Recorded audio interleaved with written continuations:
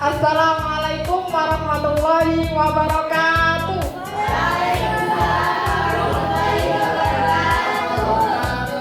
Selamat siang anak-anak. Bagaimana kabarnya hari ini? Alhamdulillah, luar biasa. Sukses. Amin. Baik, sebelum pembelajaran hari ini kita mulai, marilah kita awali pembelajaran ini dengan berdoa. Semoga apa yang kita lakukan dari awal hingga akhir bermanfaat bagi kita semua. Al-Fatihah.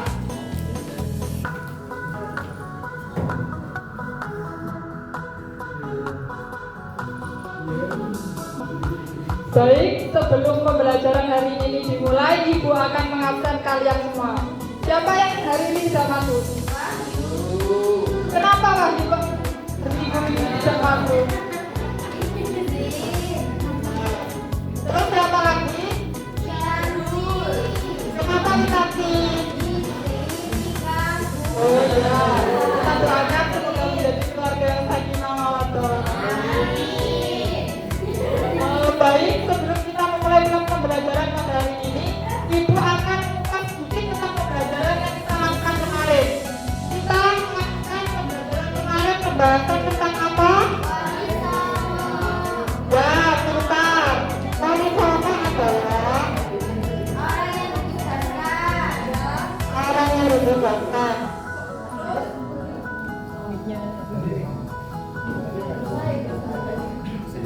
Orang yang ditugaskan yang berjumlah 9 orang. Terima kasih.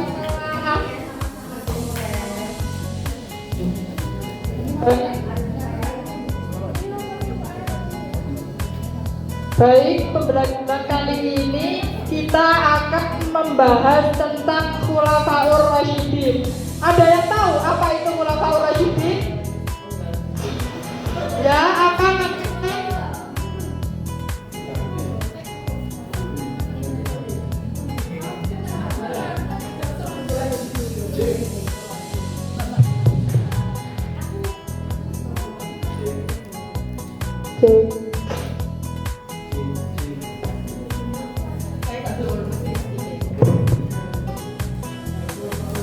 Khulafaur Rasyidin adalah itu pemimpin setelah kepemimpinan Rasulullah Muhammad SAW yang menggantikan Abu Bakar. Ya benar, tepuk tangan untuk Mahrifah Rizki. Di sini pengertian Khulafaur Rasyidin yaitu Khulafaur Rasyidin itu berasal dari dua kata, yaitu khulafa dan ar-rasyidin, yang berarti pengganti, sedangkan ar-rasyidin yaitu yang mendapat petunjuk. Jadi Khulafaur Rasyidin adalah pengganti Rasulullah yang mendapatkan petunjuk. Tapi dalam hal ini bukan dalam keagamaan ya. Ini dalam kepala negara atau pemerintahan. Ada berapa kira-kira Khulafaur Rasyidin? Ada yang tahu? Ya, kita semuanya ada 4. Siapa saja?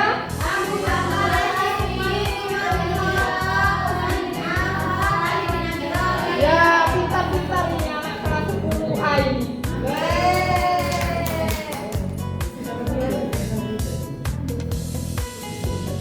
Yang pertama adalah Khalifah Abu Bakar As-Siddiq. Khalifah Abu Bakar As-Siddiq ini memerintah pada tahun 632 sampai 634. Jadi pemerintahannya ini hanya 2 tahun. Abu Bakar merupakan sahabat Nabi dari golongan As-Sabiqun Al-Awwalun. Apa itu As-Sabiqun Al-Awwalun? Ya benar, golongan orang-orang yang masuk Islam pada pertama kali. Ini dari golongan bapak-bapak ya. Yes. Ini dari Bani Taimiyah. Jadi sejak kecil itu Abu Bakar As-Siddiq itu sudah bersahabat dengan Rasulullah. Sampai-sampai Abu Bakar As-Siddiq itu dijuluki As-Siddiq yang berarti membenarkan. Membenarkan apa? Membenarkan semua ajaran Rasulullah, terutama Isra Mi'raj. Abu Bakar As-Siddiq mempunyai sifat yang lemah, sopan, cerdas, dan dermawan.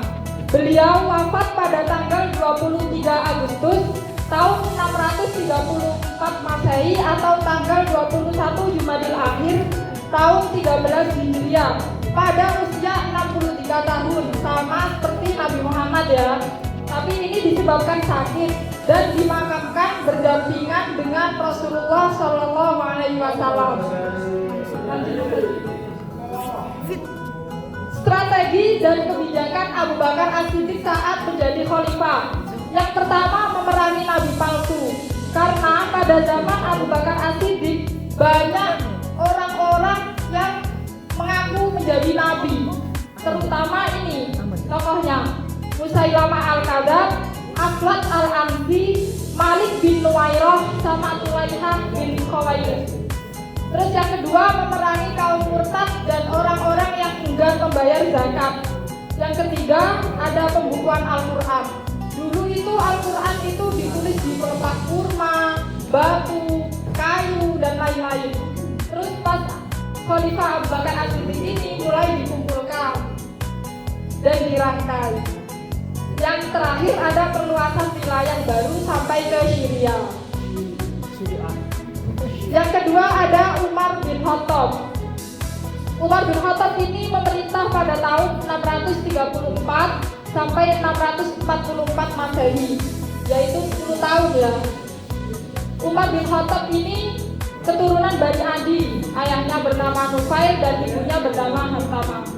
Secara fisik, Umar ini memiliki tubuh kuat, kekar, dan kumisnya lebat. Ini dikenal dengan orang yang tegas dalam 4 khalifah. Dulunya beliau ini sangat membenci Nabi Muhammad, sampai-sampai Nabi Muhammad itu mau dibunuh. Soalnya tidak sinkron sama Islam. Tapi ternyata saat mau membunuh Nabi Muhammad, adiknya yang bernama Fatimah itu mengaji dan membaca surat Al-Quran, surat Toha. Akhirnya, yang tepatnya ayat 14 ya. Akhirnya Umar bin Khattab luluh dengan bacaan surat Toha tersebut dan dia mengikrarkan masuk Islam. Karena ketegasannya, Umar bin Khattab dijuluki Al-Faruq atau pembeda antara yang baik dan yang buruk. Dan karena wataknya yang tegas, dia dijuluki singa padang pasir Asadus Sahro.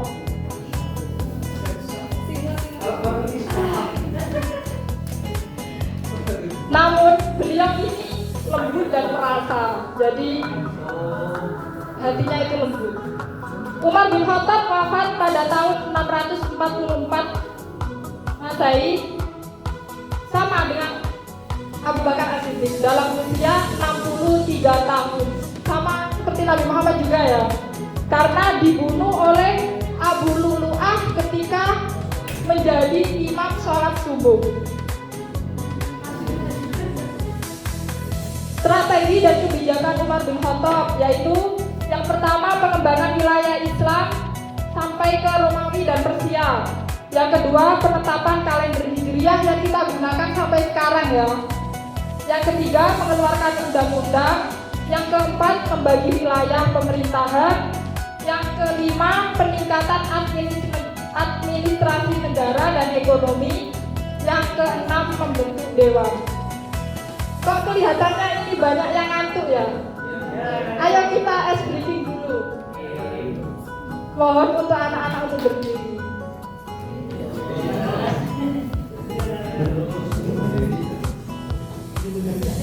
Jadi gini ya seluruhnya. Kalau ibu bilang bim itu tepuk, kalau bam itu gini, kalau pretty itu gini. Ya, pretty itu gini. Kalau bim itu tepuk, kalau bam itu gini, kalau pretty itu gini. Ya. Bisa dimulai ya. Bim, bim, bam, bam, pretty, pretty, bim, bam,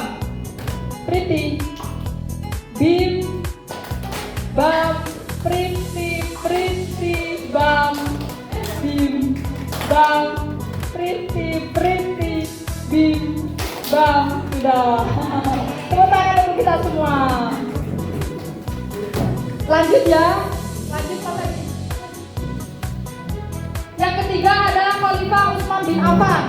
Khalifah Utsman bin Affan ini menjabat pada tahun 644 Masehi sampai 656 Masehi.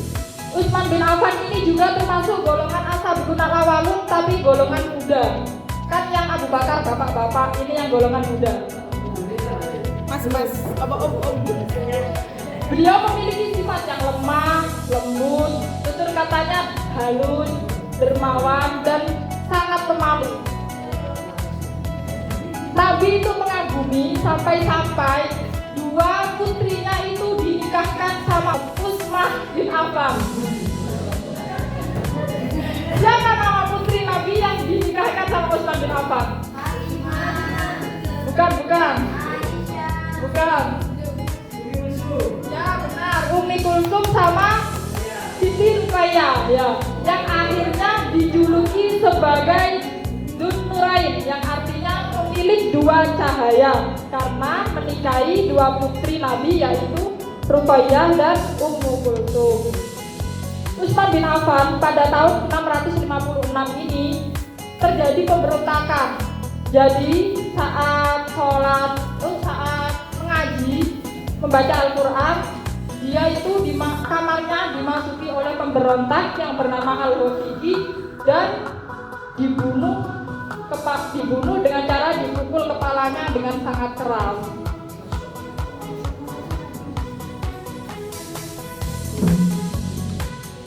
Strategi dan kebijakan Utsman bin Affan. Yang pertama, perluasan wilayah Asia Kecil dan negeri Siprus. Yang kedua, standarisasi Al-Quran. Yang ketiga, pembangunan fisik. Yang keempat, pembentukan angkatan laut. Dan yang kelima, pengangkatan pejabatan negara. Jadi saat Utsman bin Affan ini jadi khalifah, itu yang tadinya Al-Quran dikumpulkan. Saat Utsman bin Affan menjabat, ini dibukukan jadi Mushaf Utsmani yang sekarang kita pakai ya.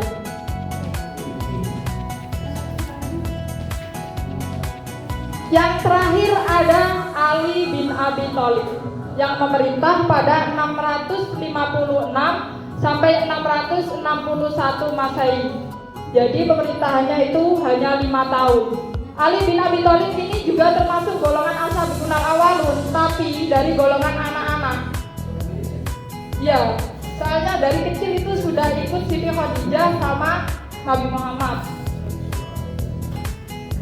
Dia menikahi putri Nabi Muhammad yang bernama Fatimatus Zahra dan memiliki dua putra yaitu Sayyidina Hasan dan Sayyidina Husain.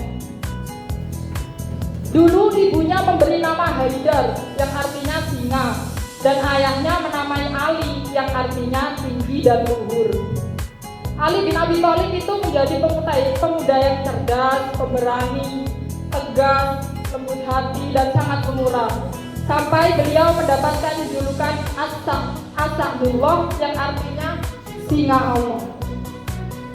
Karramallahu wajhah yang artinya Allah memuliakan wajahnya, karena Ali bin Abi Thalib ini tidak pernah melihat keburukan dia. Insyaallah. Dan babul ilmi yang artinya pintunya ilmu. Kalau Nabi Muhammad apa julukannya? Ya, pintunya ilmu. Kalau Ali pintunya ilmu, sangat saking cerdasnya. Ali bin Abi Thalib ini wafat pada usia 63 tahun juga. Jadi sama seperti Nabi juga ya.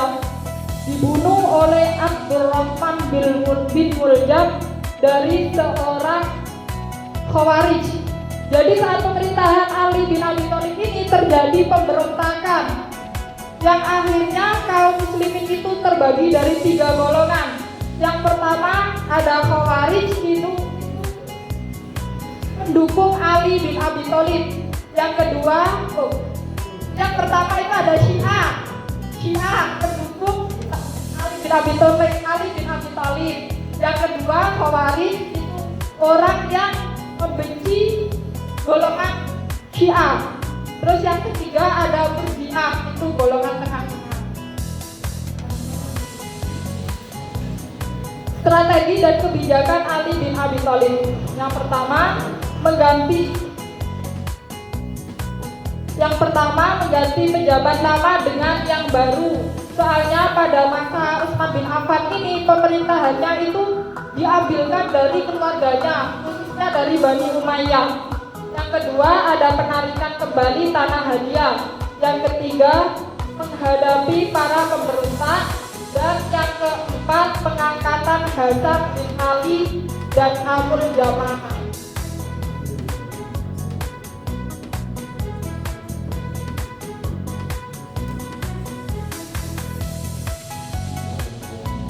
Ini ada sebuah lagu agar kita cepat hafal ya, dengan siapa sih Khulafaur Rasyidin itu dan apa julukannya.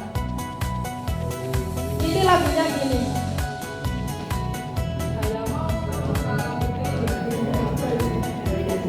Ya, ayo kita menyanyi bersama ya. 1, 2, 3.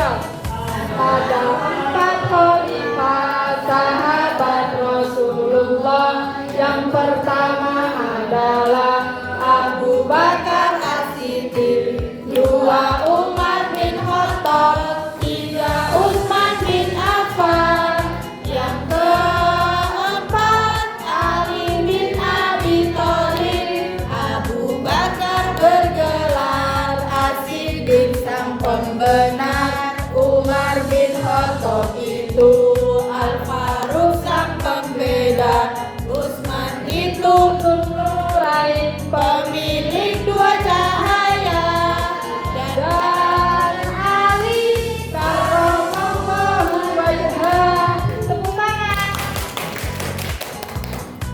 Baik, untuk selanjutnya Ibu akan memberi tugas kalian. Ibu bagi menjadi 4 kelompok. Nanti setiap kelompok maju ke depan untuk mempresentasikan hasil kerja kelompoknya. Ini kelompok 1, kelompok 2.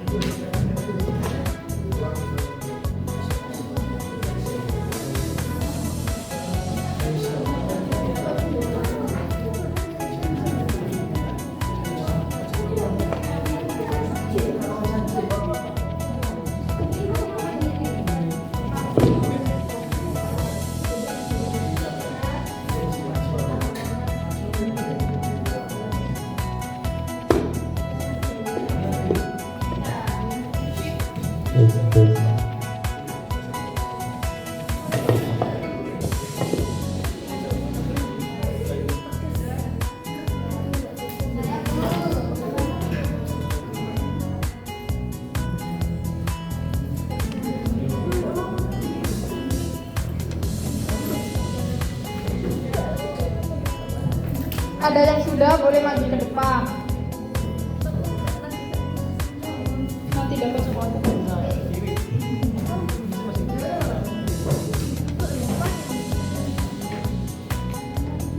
Dibaca soalnya, terus nanti jawabannya.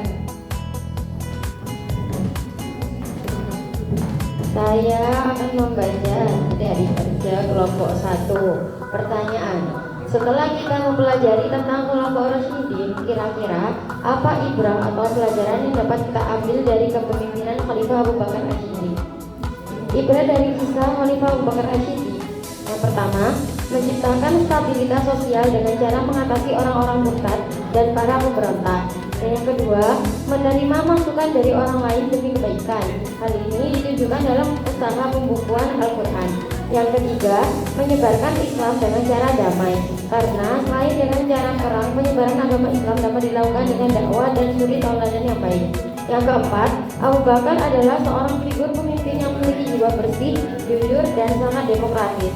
Yang kelima, sikap teladan Abu Bakar As-Siddiq, dermawan, cerdas, berbudi pekerti luhur, teguh pendirian, dan mendapat gelar As-Siddiq yang artinya jujur dan terpercaya. Terima kasih.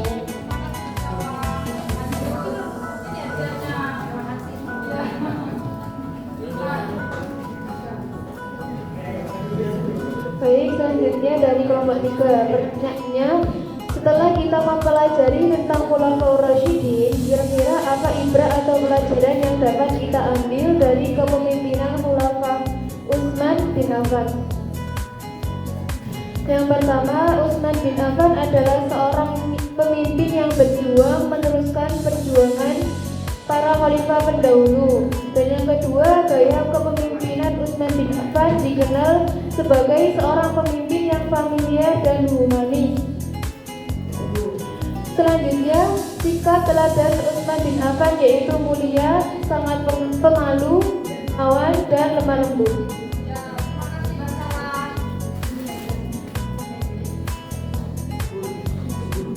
Dari kelompok 2, setelah kita mempelajari tentang Khulafaur Rasyidin, kira-kira apa ibrah atau pelajaran yang dapat kita ambil dari kepemimpinan Khalifah Umar bin Khattab?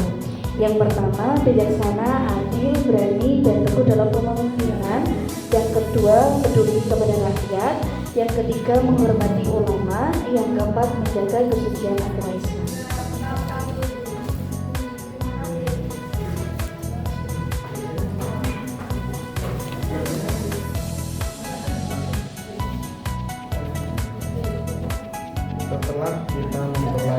Setelah kita mempelajari tentang Khulafaur Rasyidin, kira-kira ibrah atau pelajaran yang dapat kita ambil dari kepemimpinan Khalifah Ali bin Abi Thalib. Yang pertama, membasmi pembangkang kekhalifahan, terus memecat gubernur yang diangkat khalifah, terus cerdas, tegas, teguh, pendirian.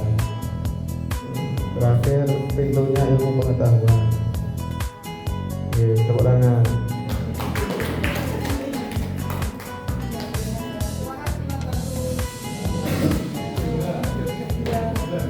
Tepuk tangan untuk kita semua, kalian semua hebat sekali. Jadi, kesimpulan pada pelajaran kali ini, ada yang bisa menyimpulkan? Ya, silakan Mbak Irma. Kesimpulannya adalah Khulafaur Rasyidin adalah para pemimpin yang mendapat petunjuk dalam hal ini adalah mengurusi negara dan pemerintahan. Khulafaur Rasyidin ada 4, yaitu Abu Bakar As-Siddiq, Umar bin Khattab, Utsman bin Affan, dan Ali bin Abi Thalib. Mereka adalah khalifah terbaik dengan gaya kepemimpinan masing-masing. Terima kasih, Bu.